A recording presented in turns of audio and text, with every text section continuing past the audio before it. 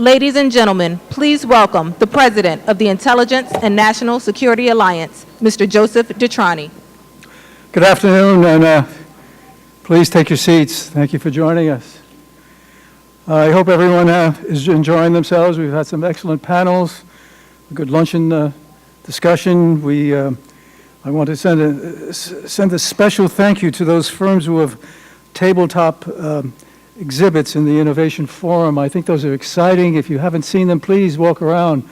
Some very, very critical work is being done by our private sector on issues that affect our national security, and many of them are on those tabletop exhibits in the other room. So please take advantage of their presence here. It's my distinct pleasure and honor to introduce someone whom we all know, have great respect for, the Director of the National Intelligence, General James Clapper. Director Clapper, if you would, sir.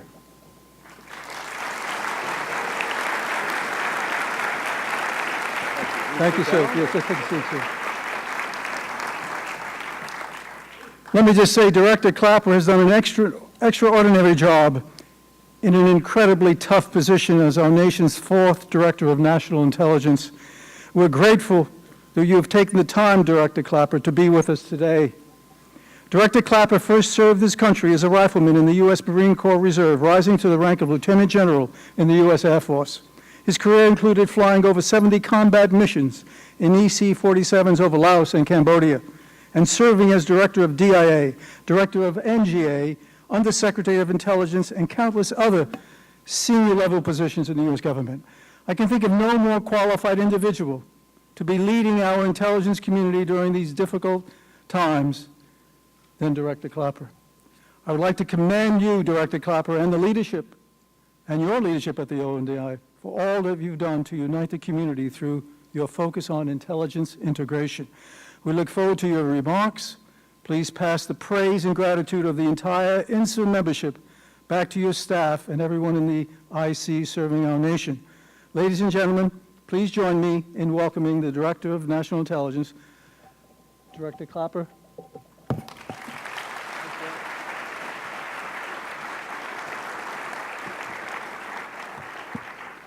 Well, thank you very much, Joe, for that very generous introduction. With John Negroponte, of course, the first Director of National Intelligence, and Joe and Chuck Alsop, I believe the INSA Alliance is in great hands. And, of course, I'd also mention they're all ODNI veterans. I think it's appropriate that this summit is being held the day after September 11th. And the fact that we have speakers here from all across the intelligence enterprise, and we're discussing, how we're getting our mission accomplished together. And so I think, at least for my part, says a lot about how far we've come since 9/11 and all that ensued after that. The IRTPA, which among other things, created the position that Ambassador Negroponte occupied first, and I now occupy. So like all of you, I can remember where I was that day, not only the 11th, but the day after that. And we were in kind of a tough place. We needed to reconstitute capabilities that had been cut in the 90s. We'd sort of been through this movie before. When I served as Director of DIA in the early 90s, and then, of course, we had to reap the peace dividend occasioned by the demise of the Soviet Union and the fall of the wall. And so we essentially reduced the intelligence community by about 22 or 23% in the mid to late 90s.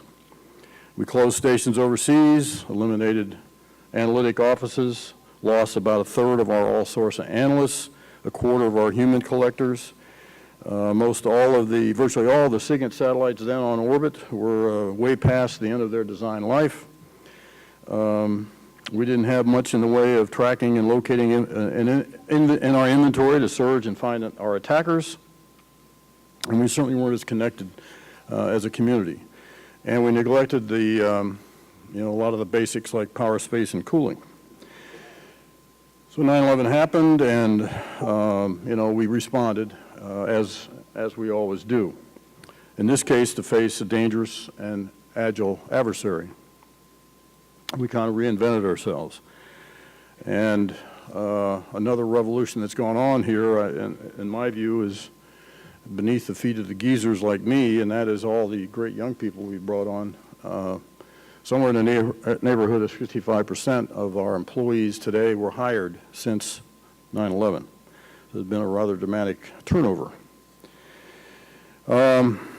Integration, which is, a journey, not ever an end. I do think it's more of a reality today than it was then. But as I say, this is something you have to keep working at. We've done a lot of things to improve and enhance intelligence. Just to name one, putting SIGINT at the fingertips of the combatant commanders, integrating liaison partners more and more into the intel enterprise, and more we are working with our partners overseas. And we certainly have developed capabilities to locate our adversaries, to enable us to reach into their sanctuaries, observe, collect, and extract their plans and intent. We found UBL, we found Iraqi, we've worked to dismantle the infrastructures around them. And now we're doing activity-based intelligence via the cross-agency advanced campaign cells. So it's all paid off. We made a huge investment in intelligence, a lot more capability, and a lot more people. But we could not have done it without our two oversight committees, without their support. And I think you saw an example of that this morning with Chairman Mike Rogers and Dutch Rippersberger from the House Intelligence Committee. And their support and that of the Senate Intelligence Committee, led by Senators Dianne Feinstein and Saxby Chambliss, could not do all this without them. And they are serving as our advocates and champions today as with the current challenges, which I'll speak to briefly in a moment. And so now we're facing, which in my view, the most challenging and diverse array of threats that I've seen in my now 50 years in the intelligence business. So in the past year alone, I can tick off the laundry list of Benghazi attacks, Boston Marathon bombing, sequestration, which is another crisis we face, Middle East unrest, Syrian atrocities, and the Snowden leaks. So all to say that we responded to 9/11, and with all the challenges that we have today, we are and will respond to them as well. And we'll keep pressing on what I believe is an important attribute of the intelligence community, which is its integration. So I do think we're in a much better position to understand and react to upcoming threats, and even with all our distractions, to keep that focus, that laser-like focus on the mission. We'll certainly never forget those we lost on 9/11, and it's always the right thing to do to pay tribute to our heroes from that day, firefighters, police officers, and first responders. But it's probably inevitable that with time, the memories of that day will fade somewhat and eventually become more like December 7th, 1941, which is also a date we don't forget, but we don't dwell on quite the same way we used to. In the meantime, I think it's incumbent on all of us to do all that we can to prevent tragedies like either of those bad days. So, all to say, it's most appropriate that we gather together and contemplate all this on September 12th. So as we look to the future of the intelligence community, it's, I've learned always dangerous to make predictions about the way ahead, but I don't think we can go wrong if we, again, continue that focus on the centrality of our mission. So I'd like to touch briefly on, in case you haven't been reading the newspapers lately, on three current subjects, what I call the three S's: sequestration, Snowden, and Syria. And in a sense, each lends itself to representing a piece of this long-term picture too. So a couple words on sequestration. We're probably in for it for another year. I found it interesting that a lot of people somehow think that intelligence was given a pass on sequestration, that somehow we got exempted. And we have not been, nor will we be, since it's pretty clear I think we're going to be doing another year of this. The problem I've run into in explaining all this and explaining the impacts, it's not quite like longer lines at the airports or shorter hours at public parks or air traffic control delays, because people can see, feel, touch, and experience that. Whereas in intelligence, a capability that we might cut or reduce today, the impacts of that may not be known for some time. It's kind of insidious. And of course, we'll know about it when we have a failure. But it's very hard to explain to people what the impacts are if you cut so many analysts or cut a collection capability, because it may not have real impact tomorrow.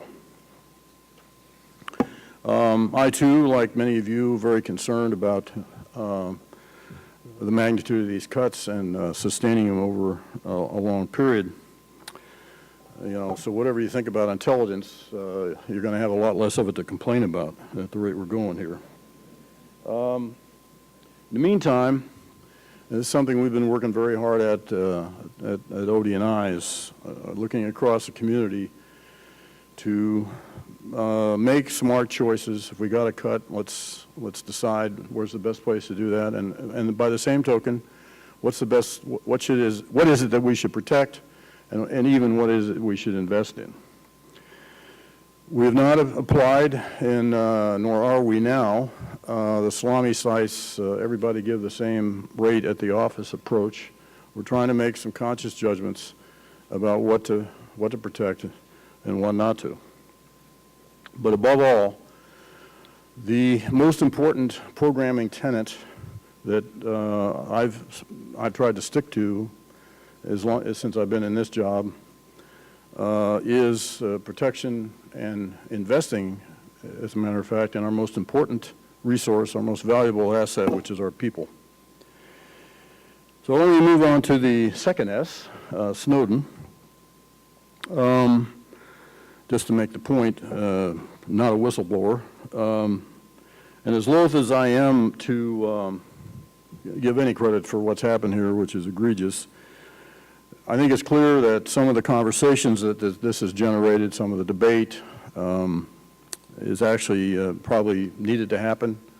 Perhaps it's unfortunate it didn't happen some time ago, but so if there's a good side to this, maybe that's it. Unfortunately, there is more of this to come. And of course, I, in my position, obviously very concerned about, the impact on the, not just NSA, because this is an issue for the whole intelligence community. It's not just NSA. And the impact, frankly, directly on our national security, and the damage that's potentially caused by this continuous stream of revelations.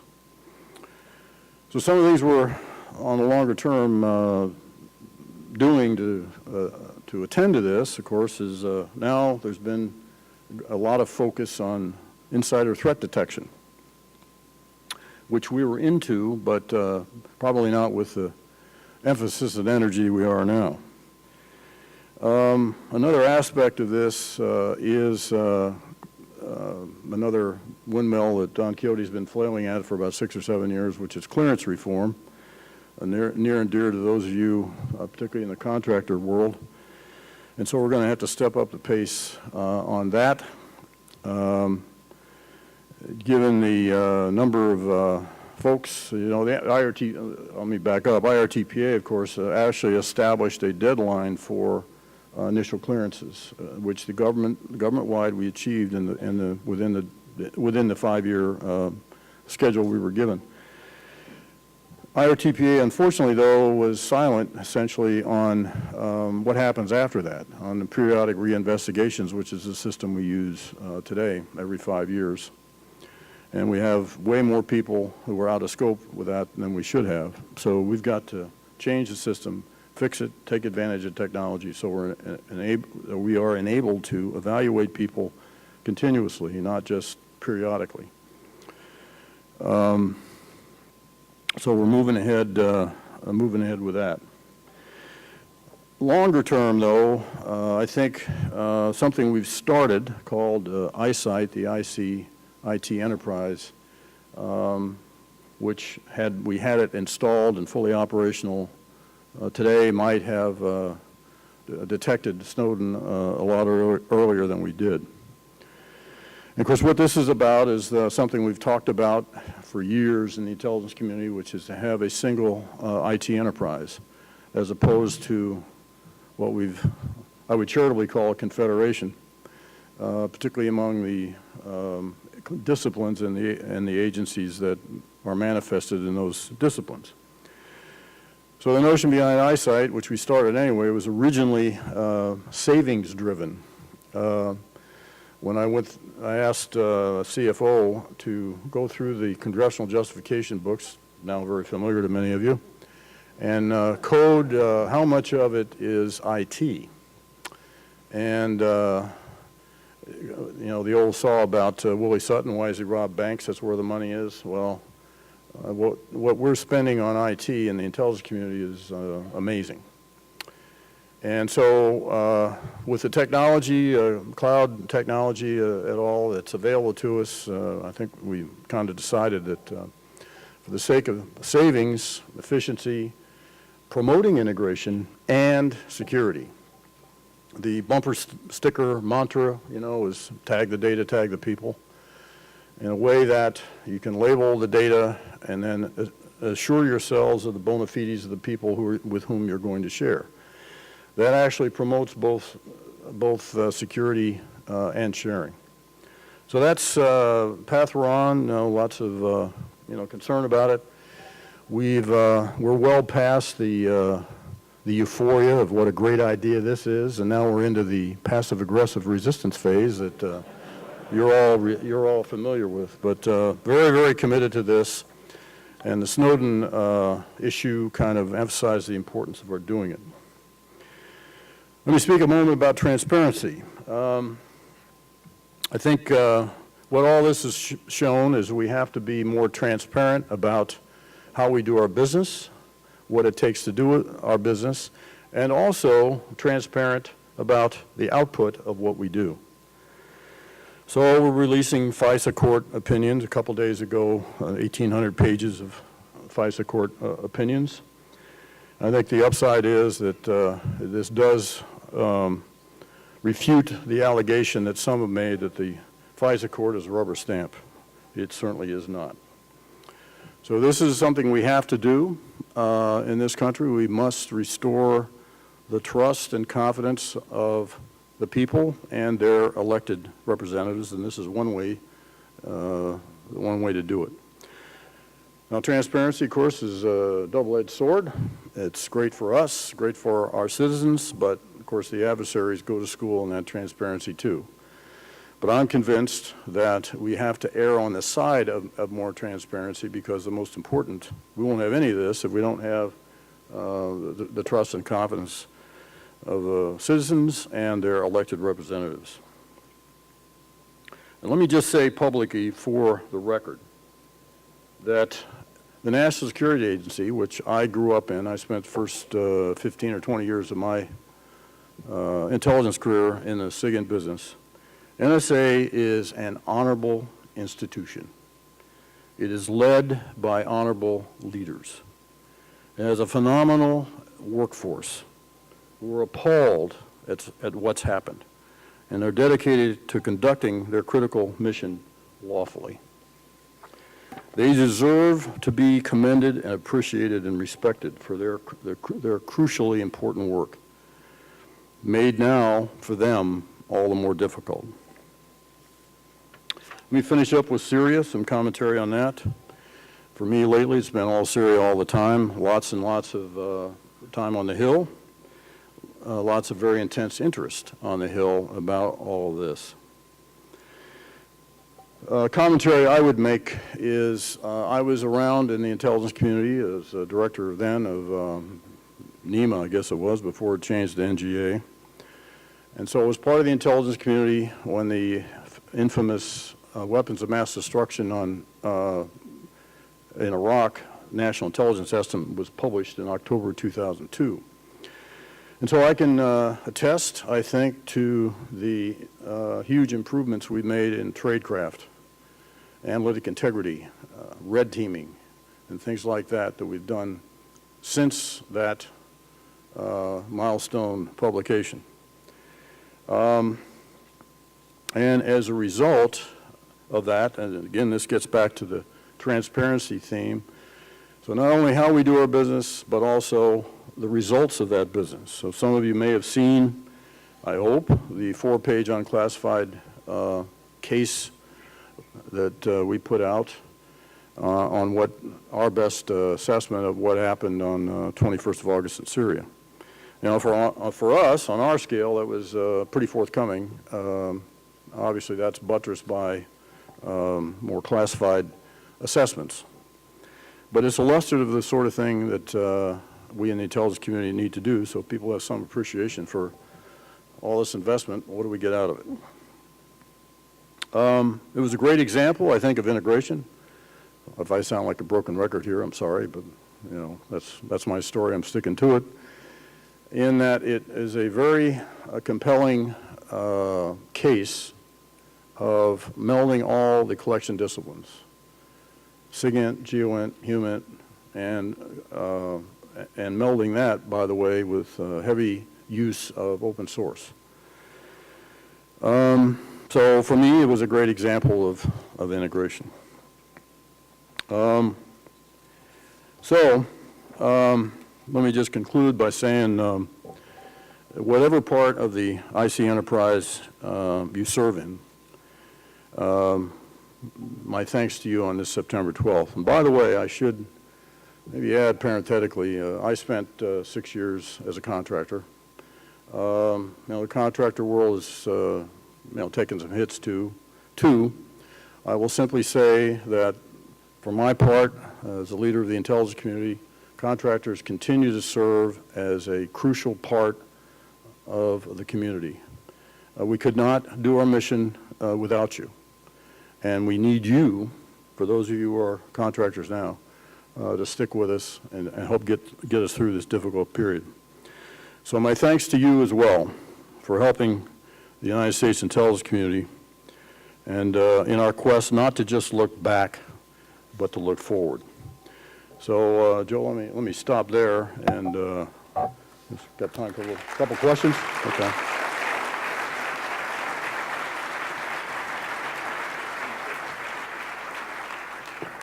Thank you, Director Clapper. That was very nice.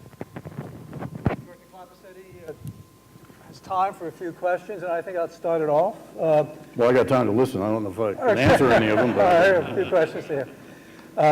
You mentioned Snowden in your presentation, sir. Last night there was a recent I don't know what to do with my disclosure. legs in a deal like this. A recent disclosure coming out of Snowden. What is the balance between, you spoke of transparency, but also the need for security and the outstanding work being done by our colleagues at NSA to protect the nation, the homeland. What is that fine balance? Are we not educating sufficiently? Are we not communicating sufficiently? Why is there an element of cynicism, some skepticism in the public about what's going on with these revelations coming out of Snowden?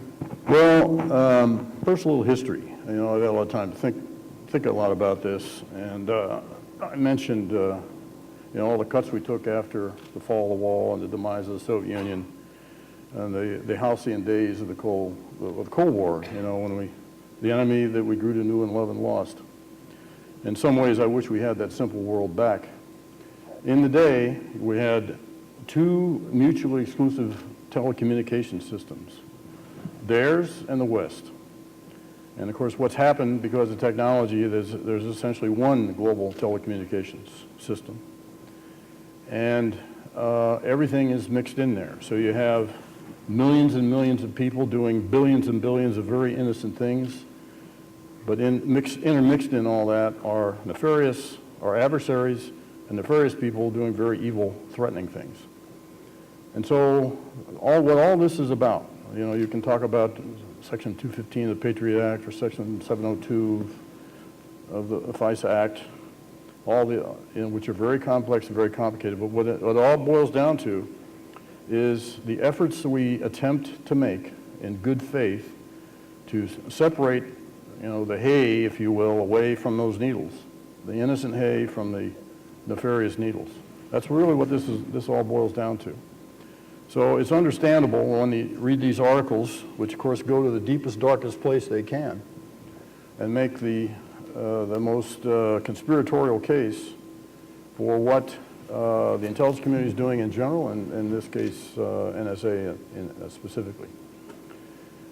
I've had occasion to meet with some overseers, leaders of the Fourth Estate, leading publications who will remain nameless. And I found there is a big gulf when you speak with them about their definition of what affects national security and say, my definition of what affects national security is. There's a big gap there. And of course, I've come to appreciate too the huge competition that exists in the media, given the 24-hour news cycle and the pressure on the media to publish something. And so all those factors kind of weigh against us, and it is, I'm finding a real challenge, you know, to sort of punch back, make the alternative case. So one of the things we're doing, obviously, is to try to open up, be more transparent, explain to people what we're doing. It's very clear that to the extent that we keep these tools at all, they're going to be legislatively amended. We can do with more oversight that will give people more confidence in what we're doing. Thank you, Director. Let me just ask another question. Yesterday you mentioned the 12th anniversary of 9/11, a tragic event. Are we safer today? Well, I like to think we are. Safety is a relative term.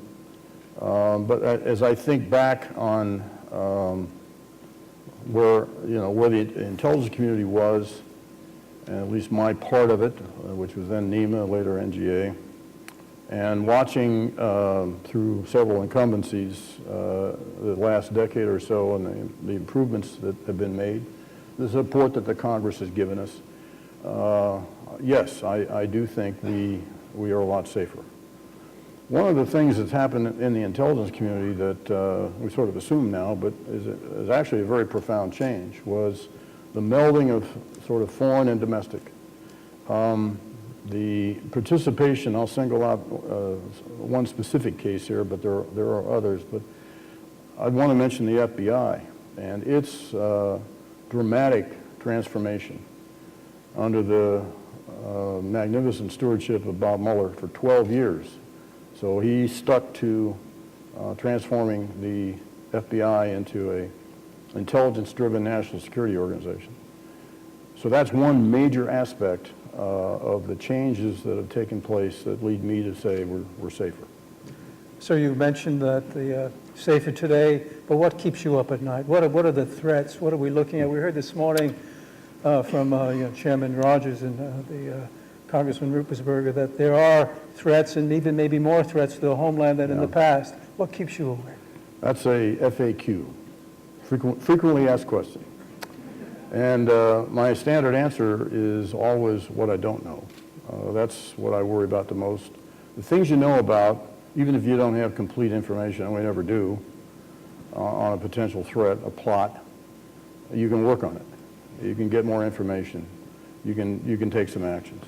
It's the things you don't know about, which is kind of the situation we were in prior to 9/11. And that's what I worry about the most. You know, the Office of the ODNI, sir, was created to integrate, to bring the community together, the 17 agencies together. We commend you for doing that work on integration, but How do you feel about that, the integration? Are the 17 agencies coming together? Are we sharing the information necessary so it goes from the federal to the state to the tribal? Well, again, as I said, integration is a journey.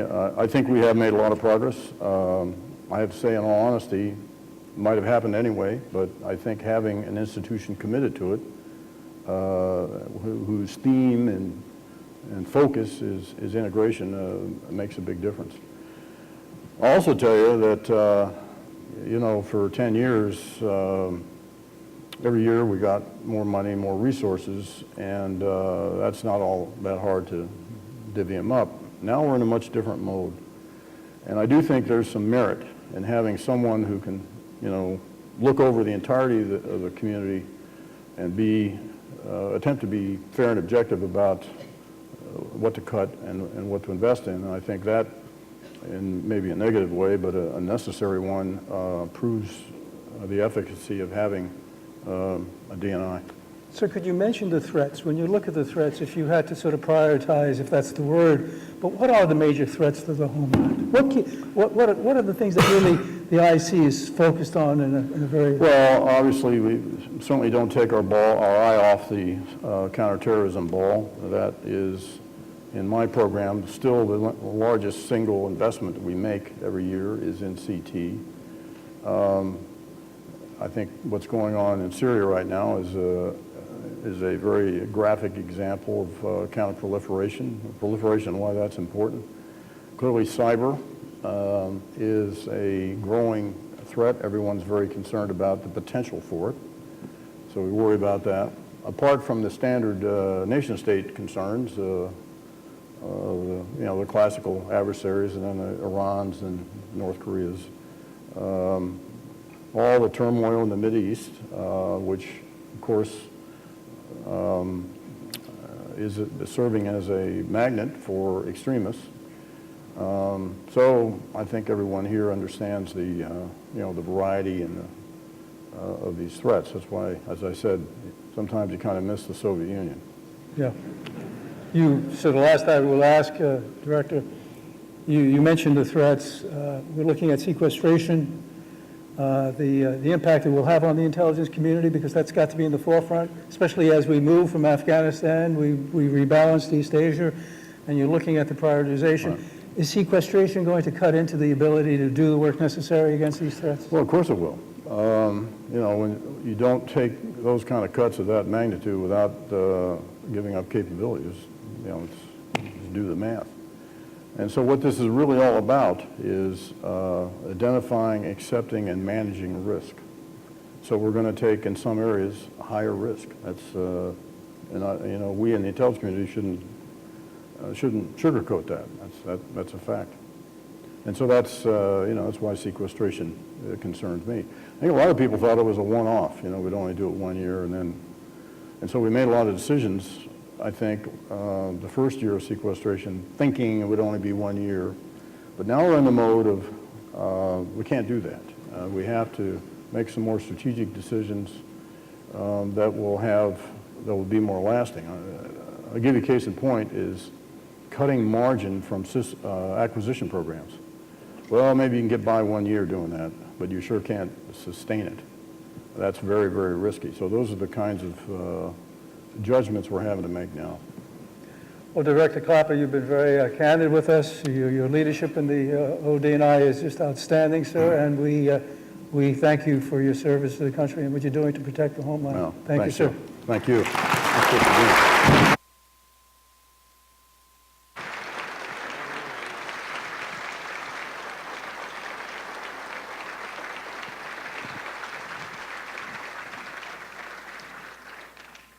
Thank you for joining us for the afternoon plenary session. Please join us in the Innovation Forum for your afternoon refreshment break, and the breakout sessions will resume at 2:30 p.m.